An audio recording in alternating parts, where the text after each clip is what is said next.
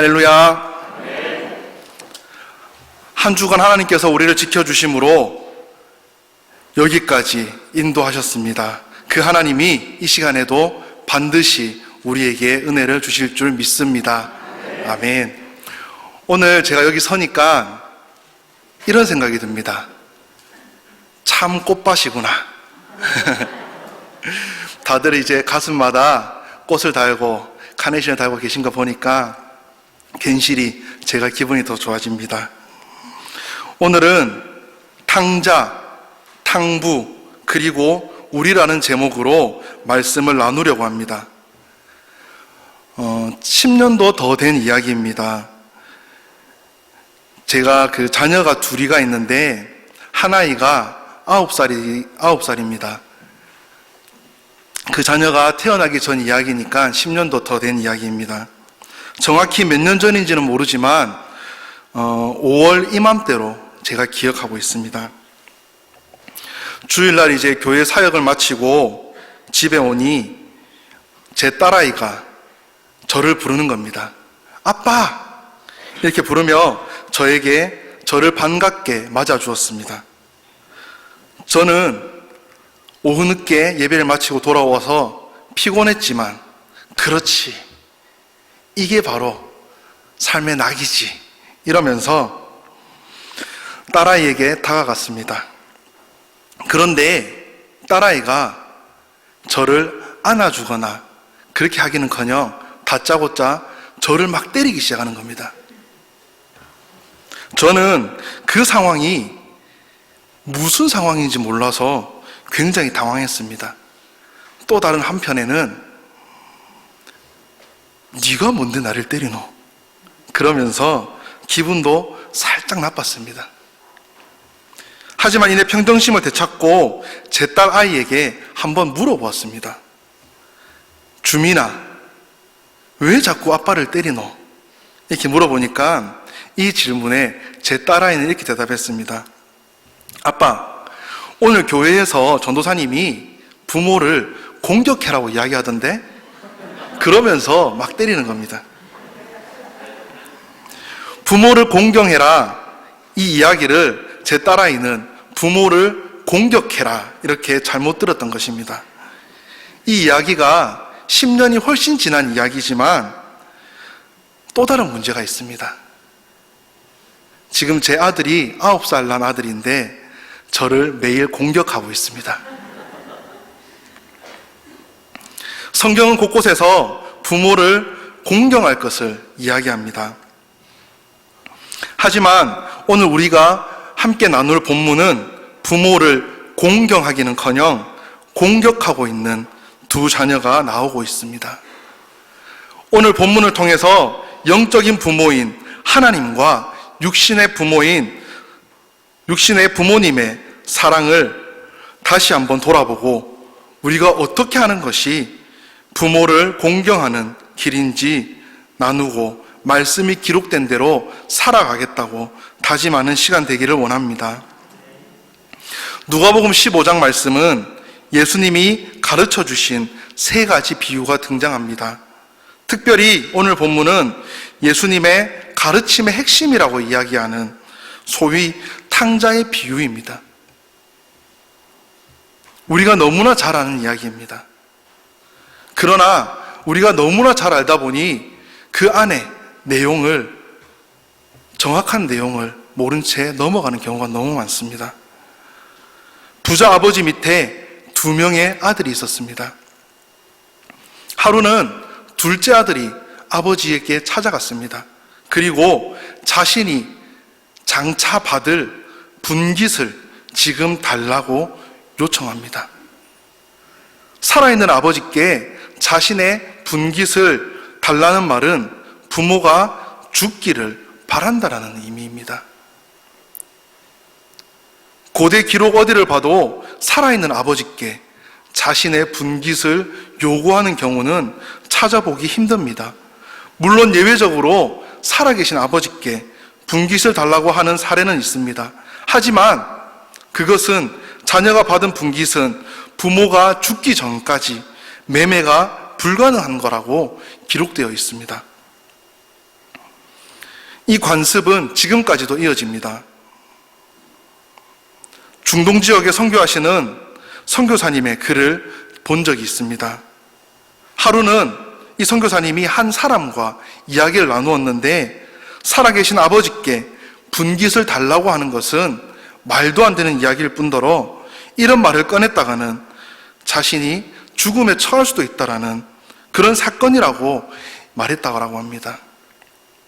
그러니 오늘 본문에 둘째 아들이 살아계신 아버지에게 자신의 분깃을 요구한다는 것, 그것은 굉장히 심각한 문제입니다. 이뿐만이 아닙니다.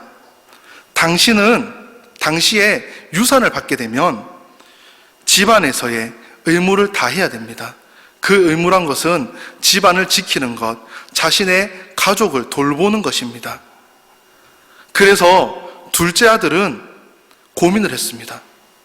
내가 아버지에게 자신의 몫을 바꾸는 싶은데 가족의 의문하기 싫은 겁니다. 그래서 굉장히 고민했습니다. 둘째 아들은 집안에서의 가족의 의무를 회피하기 위해 유산을 요구하지 않았습니다. 유산을 요구한 것이 아니라 의무가 없는 분깃을 요구했다는 것입니다. 종합해보면 둘째 아들이 살아있는 아버지께, 그것도 자신이 받을 유산이 아니라 분깃을 요구했다라는 말은, 그는 더 이상 집안과 가문은 물론이거니와 부모와 자식 간의 인연을 끊겠다라는 일종의 선언인 것입니다. 12절 말씀을 보면 아버지는 자신의 재산을 첫째와 둘째 아들에게 각각 나누어 줍니다. 둘째 아들은 말도 안 되는 불가능한 요구를 들어줄 만큼 아버지의 사랑을 받았습니다. 하지만 정작 그는 아버지의 사랑 따위는 관심이 하나도 없었습니다. 오히려 수단과 방법을 가리지 않고 불법을 써가며 자신이 받은 분깃을 다 팔고 그것을 다 모아서 먼 타국으로 도망을 갑니다. 떠나버렸습니다. 그곳에서 재산을 흥청망청 쓰기 시작합니다. 그러다가 얼마 못 가 재산을 다 탕진하여 버렸고, 그 결과 먹고 살기 위해 돼지를 치면서 살아갑니다. 레위기 말씀을 보면 돼지는 부정한 짐승으로 분류됩니다. 유대인이 부정한 짐승으로 분류되는 돼지를 친다라는 말은 유대인이라는 자신의 정체성을 잃어버리고 포기할 정도의 힘든 상황임을 말하는 것입니다.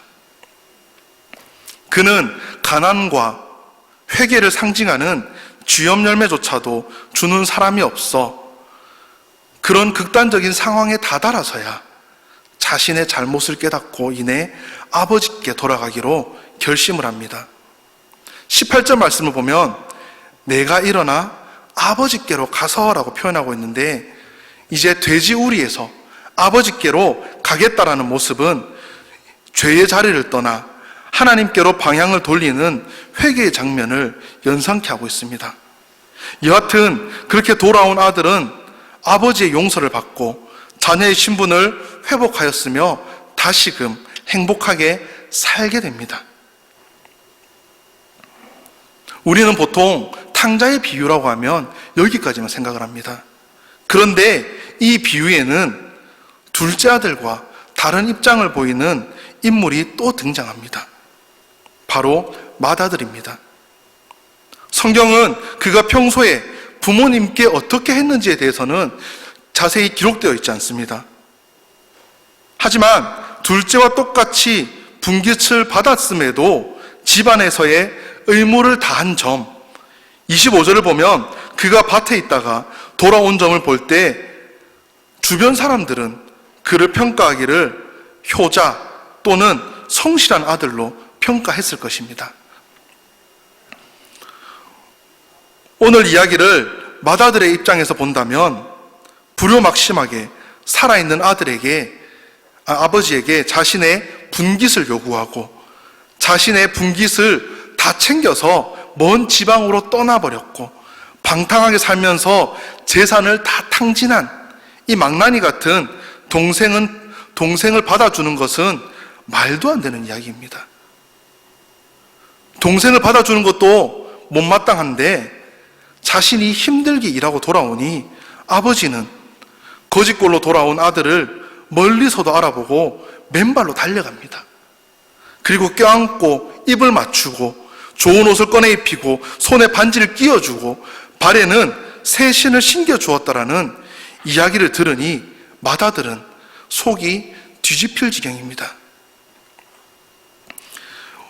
원칙적으로는 돌아온 동생이 소원하는 대로 동생을 집안의 종으로 삼는 것은 고사하고 그를 아예 모른 척하거나 집안의 명예를 더럽혔다라는 이유로 처형을 해도 모자랄 판인데 VIP 대접을 하는 꼴이 아니겠습니까? 아버지는 이것도 모자라서 어떻게 하고 있습니까? 집안에 있던 살진 송아지를 잡아서 온 마을의 사람들과 기쁨의 노래를 부르고 춤을 추고 축제를 벌였습니다. 여러분이 만약에 맏아들의 입장이라면 아버지의 이런 행동을 어떻게 생각하시겠습니까? 우리가 냉정하게 한번 생각해 보십시오. 모든 것을 내팽겨치고 가족의 의무를 하지 않겠다라고 이제는 즐기며 살겠다고 나갔던 망나니 같은 동생을 여러분 같으면 다시 받아들일 수 있겠습니까? 자신과는 전혀 다른 생각과 가치관을 가진 동생을 어떻게 이해할 수 있겠습니까? 자신은 집안의 명예와 아버지의 재산을 지키기 위해 날마다 피와 땀을 흘리며 노력을 하는데, 노동을 하고 있는데 그 귀하고 소중한 재산을 한 번에 다 날려버리고 빈털터리로 돌아온 동생을 어떻게 받아들이고 이해하며 화해할 수 있겠습니까? 맏아들의 입장에서 보면 동생을 온전한 가족으로 다시 받아들인다는 것은 쉬운 일이 아닐 것입니다. 이런 상황에서 맏아들은 그동안 억누르고 참아왔던 자신의 본심을 아버지에게 이야기합니다. 우리 29절, 30절 말씀을 함께 읽어보기 원합니다. 아버지께 대답하여 이르되 내가 여러 해 아버지를 섬겨 명을 어김이 없거늘 내게는 염소 새끼라도 주어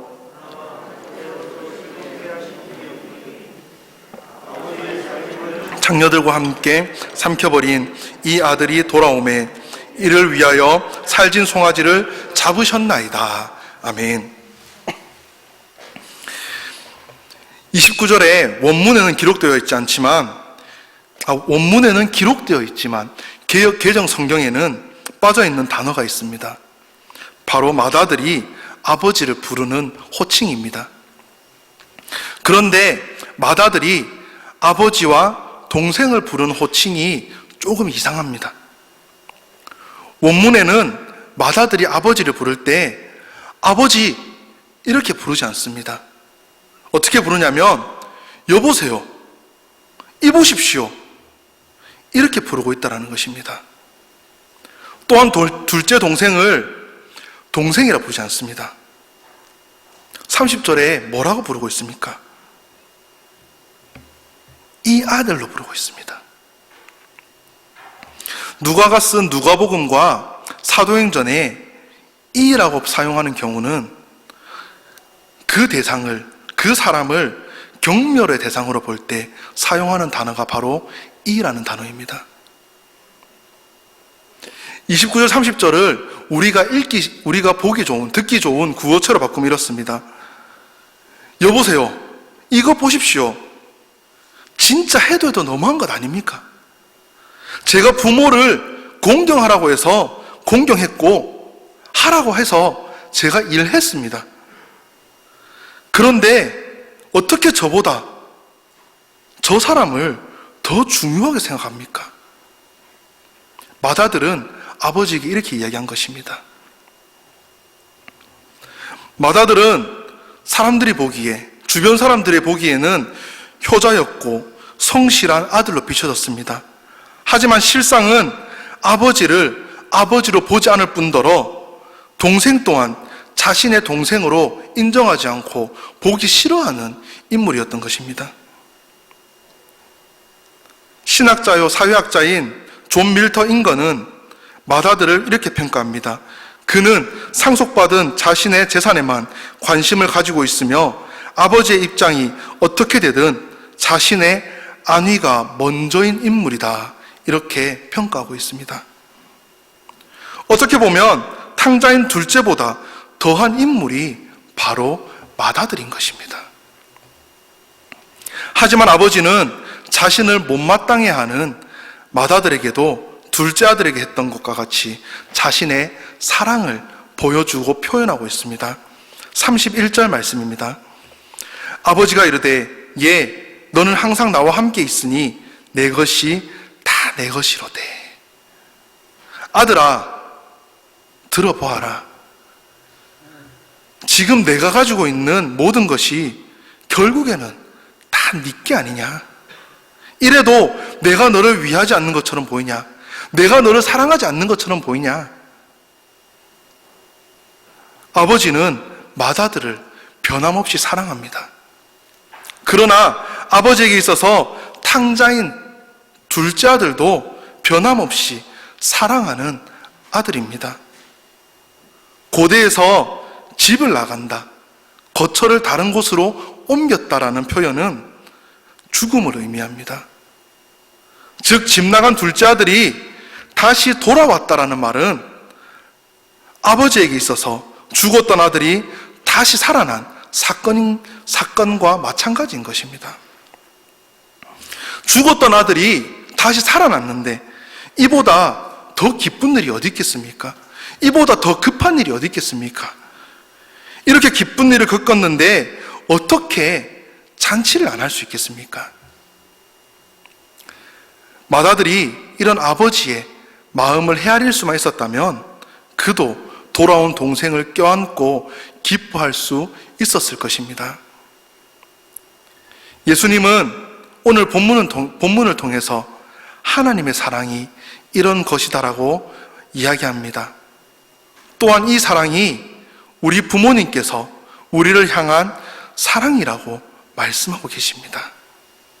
즉 부모의 사랑이야말로 하나님과 동일한 사랑이기에 우리가 하나님을 사랑하고 섬기듯이 부모를 사랑하고 섬기는 것이 당연함을 예수님께서는 이야기하고 있는 것입니다. 앞서 말씀드린 대로 오늘 본문은 탕자의 비유로 우리가 너무나 잘 알고 있는 본문입니다. 아버지의 재산을 자신의 욕망을 위해 다 탕진하고 겨우 목숨을 영명하고자 구걸을 하듯 찾아온 둘째 아들, 또 조건 없이 사랑으로 그 아들을 받아들여지는 이야기입니다. 그러나 집 밖에만 탕자가 있었던 것이 아닙니다. 둘째 아들이 아버지의 마음을 모른 채 자기 욕망에 이끌려 아버지를 떠나버렸지만 맏아들은 자신의 욕망을 억누르고 살았습니다. 그렇기 때문에 결과적으로 맏아들도 아버지의 마음을 모르기는 매 한 가지였던 것입니다. 맏아들은 완고히 자기 고집에 묶인 채 아버지의 마음을 거절하는 집안의 탕자였습니다. 그러나 오늘 본문에는 두 자녀 말고도 숨은 탕자가 또 있습니다. 정확히는 탕부가 있습니다. 아들이 아버지의 재산을 탕진하여 허비하는 아무런 유익 없이 재물을 쏟아버린 탕자였다면 아버지는 그 아들을 위해 자신의 모든 것을 탕진하는 탕부입니다. 전혀 쓸모없는 자에게, 어쩌면 그 값어치도 알지 못하는 사람에게 탕부는 자신이 할 수 있는 최선을 다해 은혜를 탕진하고 있더라는 것입니다. 탕자에게 끼워진 가락지, 그에게 신겨진 신, 새로 입혀진 옷은 모두 탕부인 아버지가 탕진한 것들입니다. 가락지, 옷, 신, 이것은 신분의 변화를 의미합니다. 즉 종이었던, 노예 신분이었던 그가 탕부의 은혜로 다시 아들이 되었습니다. 집을 나갔던 둘째 아들이 이것들을 받을 자격이 있을까요? 그에게는 자격이 하나도 없습니다.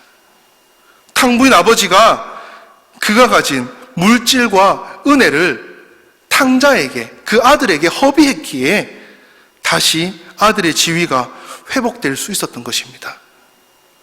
이 모든 것이 손해보는 아버지의 은혜가 있었기에 가능한 것들입니다. 우리가 하나님으로부터 받은 은혜도 마찬가지입니다. 죄의 종된 우리에게 하나님께서 주신 예수 그리스도라는 은혜가 없었다면 우리는 지금 이 자리에 있을 수 없습니다. 하나님의 그 허비하시는 은혜, 자격 없는 자에게 쏟으셨던 그 은혜가 우리를 지금 이 자리까지 있게 만든 것입니다. 하나님께서 허비하신 은혜로 우리는 죄의 종의 신분에서 하나님의 아들의 신분이 되었습니다. 그렇기에 우리는 삶의 자리에서 하나님을 드러내는 삶을 살아갑니다. 우리가 받은 은혜를 세상 가운데 전하며 살아갑니다. 이제 우리 육신의 부모님으로 한번 주제를 바꿔보려 합니다. 우리에게 자신의 사랑을 허비하신 부모님들께는 우리는 어떻게 해야 합니까?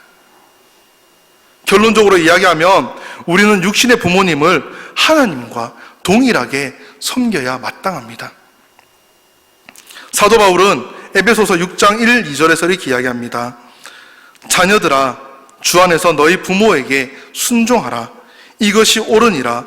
내 아버지와 어머니를 공경하라. 이것은 약속 있는 첫 계명이니라고 이야기하고 있습니다. 출애굽기 20장을 보면 10계명이 나옵니다. 거기서 5번째 계명으로 뭐라고 이야기할까요? 내 부모를 공경하라. 그리하면 내 하나님 여호와가 내게 준 땅에서 내 생명이 길리라. 이렇게 기록되어 있습니다. 다른 계명들은 이렇게 이야기합니다. 출애굽기 20장에 지켜라 또는 하지 마라 이렇게 이야기하고 끝을 맺습니다. 하지만 유독 이 5번째 계명만, 이 계명을, 이 약속을 너희가 지킨다면 내가 너희에게 이렇게 해주겠다, 이런 약속이 따라오는 유일한 계명이 바로 5번째 계명입니다. 그 약속이 심지어 우리에게 저주가 아니라 복을 주시겠다라는 약속입니다. 이 말은 부모를 공경하는 것이 그만큼 중요하다라는 말이 아니겠습니까? 부모를 공경하는 것은 가장 먼저 하나님께서 부모에게 주신 권위를 인정하는 것에서부터 시작합니다. 우리가 부모님의 권위를 인정할 때에 그제서야 우리가 부모님을 사랑할 수 있으며 존경하며 배려할 수 있음을 우리는 기억해야 합니다. 앞서 말씀드렸지만 맏아들은 아버지의 권위를 인정하지 않았습니다. 그렇기에 둘째 아들을 찾은 기쁨의 축제에 참석하지 않았습니다. 이 시대에 주최자가 만든 축제에 아들이 참석하지 않는다라는 것은 아버지의 권위를 무시하는 행위입니다. 그는 아버지의 권위를 인정하지 않았기에 아버지의 마음을 존경하거나 배려하지 않은 채 아버지의 결정에 반기를 들었습니다. 둘째 아들도 마찬가지입니다. 그가 아버지의 권위를 인정하지 않았기에 죽어야 받을 수 있는 분깃을 요구했고 그 분깃을 가지고 집을 떠나버린 것입니다. 오늘을 살아가는 우리는 어떠합니까? 우리가 말로는 부모님에게 부모님 존경합니다. 다른 사람들에게 우리 부모님 참 훌륭하신 분이다. 참 대단하신 분이다. 나는 정말로 부모님을 사랑한다. 이렇게 이야기합니다. 하지만 여러분은 정작 부모님의 권위를 세우며 살아가셨습니까? 부모님을 공경하며 살아가셨습니까? 부모님께 따뜻한 말 한마디 하고 계십니까? 아버지, 그거는 아버지 시대 생각입니다. 이제는 시대가 달라졌기에 아버지처럼 생각하고 아버지처럼 이야기하는 것은 말도 안 되는 소리입니다. 안 됩니다. 여러분, 평생을 자녀를 위해 헌신한 부모님을 단순히 손주, 손녀를 돌보는 도우미로 전락시키거나 필요할 때 찾는 알라딘의 램프 같은 그런 사람으로, 그런 인물로 생각해서는 안 됩니다. 늙고 병든 부모를 인생의 장애물로 여기는 것은 더더욱 안 될 일입니다. 과연 우리는 성경 말씀에 기록된 대로 하나님께 하듯 부모님을 대하고 있습니까? 결국 우리 또한 이 두 명의 탕자와 다를 바 없는 사람들이지 않습니까? 우리가 부모님의 사랑을 기억하기 바랍니다.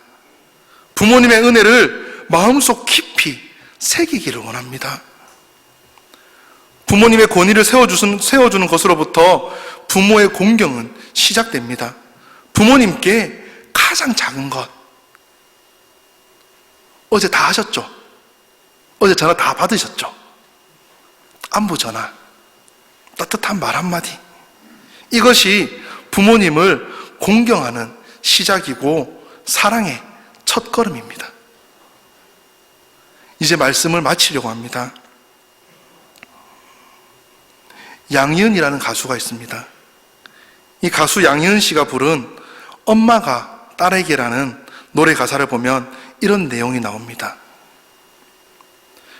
난 잠시 눈을 붙인 줄만 알았는데 벌써 늙어 있었고, 넌 항상 어린아이인 줄만 알았는데 벌써 어른이 다 되었고, 난 삶에 대해서 아직도 잘 모르기에 너에게 해줄 말이 없지만 내가 좀 더 행복해지기를 원하는 마음에 내 가슴 속을 뒤져 말을 찾지.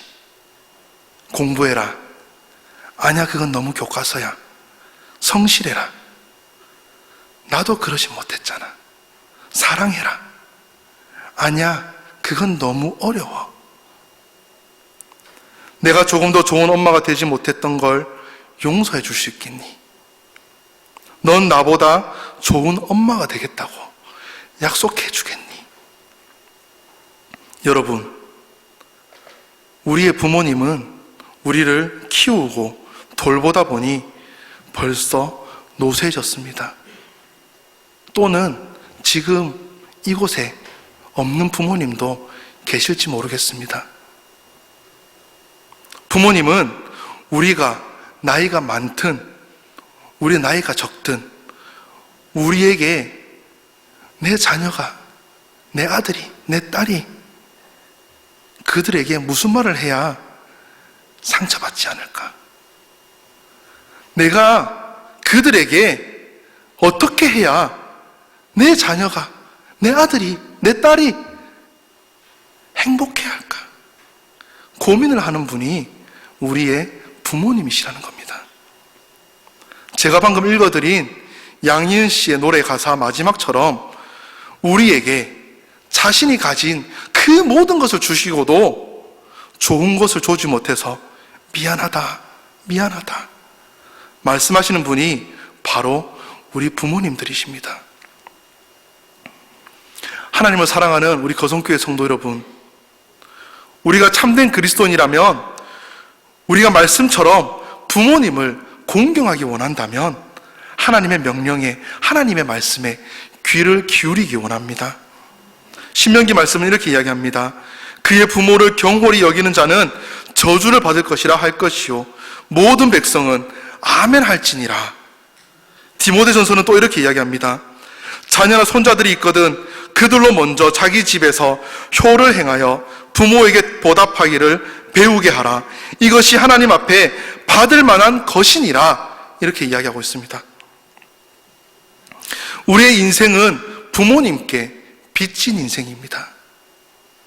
효라는 것은 특별한 것이 아닙니다. 우리가 부모님께 받은 사랑에 조금이나마 보답하는 것에 불과합니다.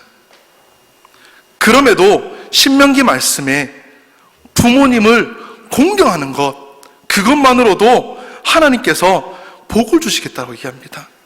그 복이 너희가 이 땅 가운데 장수하리라는 생명의 복을 말씀하고 계십니다.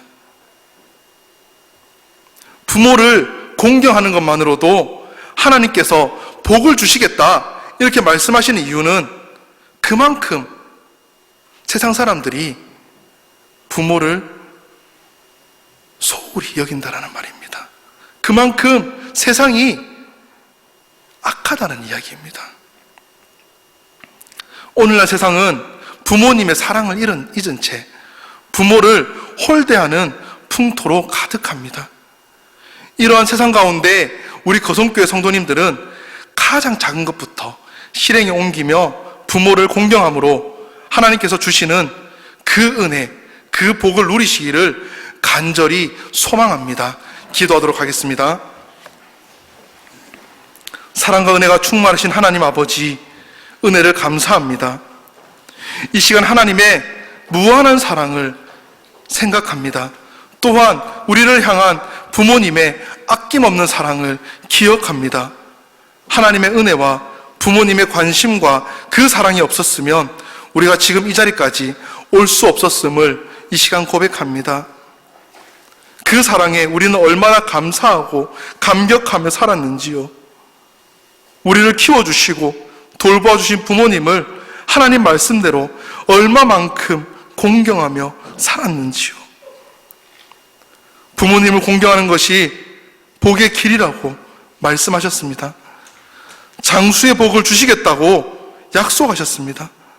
반대로 부모님을 소홀히 여기면 저주를 받을 것이라고 또한 말씀하셨습니다.